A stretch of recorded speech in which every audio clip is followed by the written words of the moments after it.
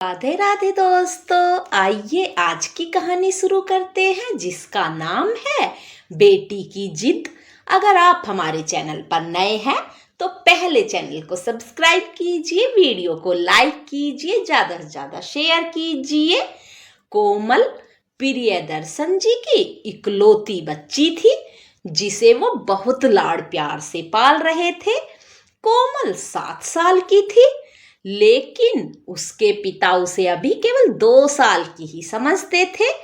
प्रियदर्शन जी का बहुत बड़ा कारोबार था।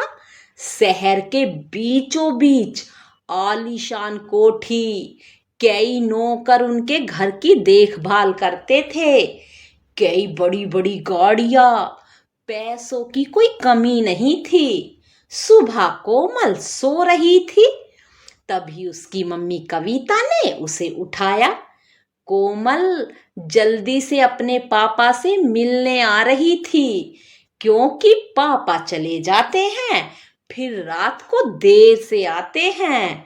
वह सीढ़ियां उतर रही थी, तभी उसने देखा उसके पापा मैनेजर राधेश्याम को डांट रहे थे।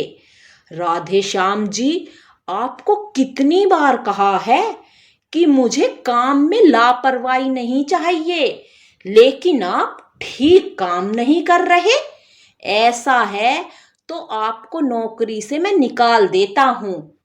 आपके जैसे बहुत से मैनेजर लाइन लगाकर खड़े हैं मेरे सामने।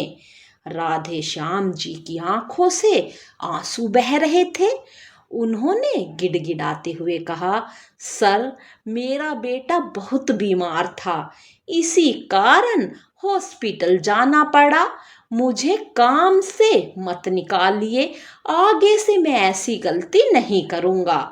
कोमल सीढ़ियों पर खड़े खड़े सब सुन रही थी। थोड़ी देर बाद उसने बात सुनने के बाद राधेश्याम जी वहां से चले जाते हैं। कोमल अपने पापा के पास आ जाती है। उसे देखकर प्रियदर्शन जी बहुत प्यार से कहते हैं, मेरा बेटा आ गया, आज तो बहुत जल्दी उठ गया। क्या बात है बेटी, कुछ उदास सी लग रही हो, किसी ने कुछ कहा क्या? यह सुनकर कोमल ने मुस्कुराते हुए कहा, नहीं पापा, किसी ने कुछ नहीं कहा, बस आप वो राधेश्याम अंकल को डांट रहे थे, मुझे अच्छा नहीं लगा, बेचारे रो रहे थे। प्रियदर्शन जी ने कहा, बेटा तुम इन लोगों को नहीं जानती हो, ये लोग कोई ना कोई बहाना बनाते रहते हैं। आगे से मैं ध्यान रखूंगा कि तुम्हारे सामने ये सब न हो। प्रियदर्शन जी बातें कर ही रहे थे, तभी कविता जी ने आकर कहा, चलो आपको ऑफिस के लिए देर हो रही है, कोमल को भी तैयार होकर स्कूल जाना है। कुछ देर में कोमल के पापा चले जाते हैं। कोमल भी तैयार होकर स्कूल चली जाती है। स्कूल में भी उसका मन नहीं लगता। घर आकर वो अपनी मम्मी को सारी बात बताती है। मम्मी, हम पैसे वाले हैं तो सब हमारे नौकर हैं। कविता जी ने कहा, नहीं बेटा, ऐसा नहीं है, तुम ये सब मत सोचो। रात को कविता जी ने प्रियदर्शन जी से बातें बताई सारी और उन्हें सब बता दिया। वो बोले, मैं कोशिश करूंगा कि आगे से किसी को भी घर पर ना बुलाऊं। कुछ दिनों बाद कोमल का जन्मदिन था। कोमल ने स्कूल की कुछ सहेलियों को पार्टी में बुलाया था।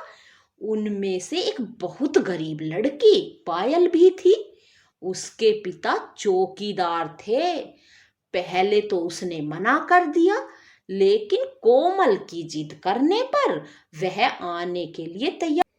दोनों बाप बेटी तैयार होकर कोमल के घर पहुंच जाते हैं।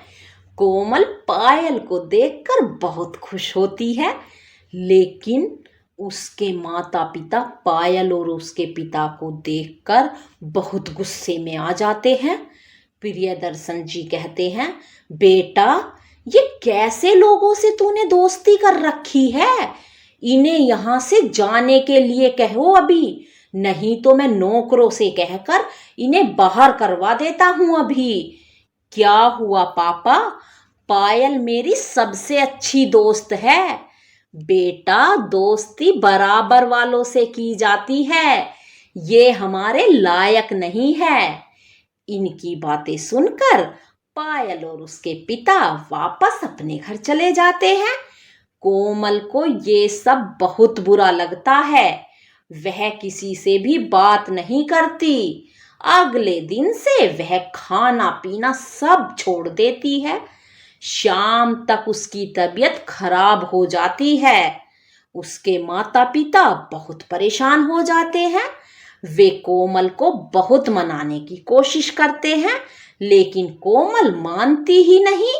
वे डॉक्टर को भी बुलाते हैं, डॉक्टर कुछ दवाइयाँ देता है, लेकिन कोमल दवा भी नहीं लेती। इसी तरह 2-3 दिन बीत जाते हैं। कविता जी का रो रो कर बुरा हाल हो जाता है। कोमल बेहोश सी होने लगती है। अपनी बच्ची की ऐसी हालत देखकर प्रियदर्शन जी बहुत परेशान हो जाते हैं। बड़े से बड़े डॉक्टर भी जवाब दे देते हैं। कविता जी बहुत मुश्किल से कोमल से बात करती है। कोमल उन्हें बस इतना ही कहती है, मम्मी मैं गरीब होना चाहती हूँ, जिससे किसी गरीब का दिल न दुखा पाऊं। यह सुनकर उसके माता पिता को गहरा धक्का लगता है। वे समझ जाते हैं कि उनका गरीबों से भेदभाव ही उनकी बेटी के लिए जानलेवा रोग बन गया है। प्रियदर्शन जी अपनी बेटी से कहते हैं, बेटी, आज के बाद मैं किसी का भी अपमान नहीं करूंगा।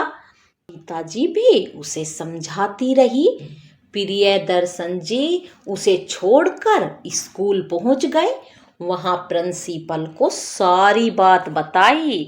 उसके बाद वे पायल को लेकर उसके घर गए। प्रियदर्शन जी ने कहा, भाई जी मुझे माफ कर दो, मैंने उस दिन आपका अपमान किया था। मेरी बेटी उसी दिन से खाना पीना छोड़कर बीमार पड़ गई है। मुझ पर एक एहसान कर दो, मेरे साथ मेरे घर चलो।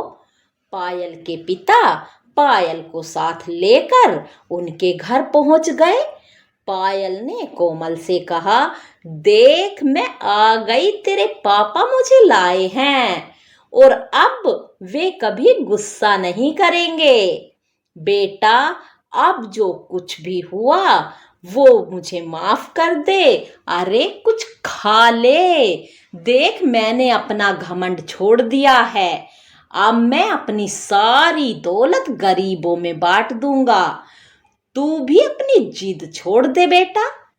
कोमल ने हाँ में सर हिला दिया।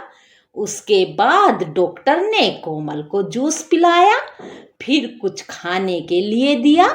प्रियदर्शन जी ने पायल के पिता को अपने पास में ही एक घर बनवा दिया और उसमें वो बाप बेटी रहने लगे। उस दिन के बाद से उनको जितना भी फायदा होता बस अपने खर्चे लायक रखकर सब दान कर देते गरीबों में। बेटी की जिद ने एक पिता को जिंदगी का सबक सिखा दिया। तो आज की कहानी यहीं पर खत्म होती है दोस्तों। कमेंट करके जरूर बताना आपको ये कहानी कैसी लगी।